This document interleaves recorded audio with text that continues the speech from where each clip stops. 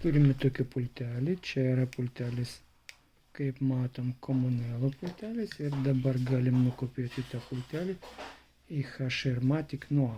Tai dabar rodom, kad čia yra KM ir 1, 2, 3, 4.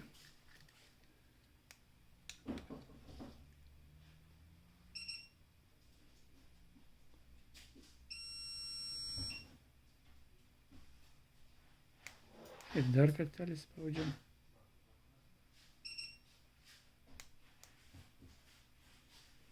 Jis priėmė tą signalą ir dedam čia, kur anksčiau buvo KM.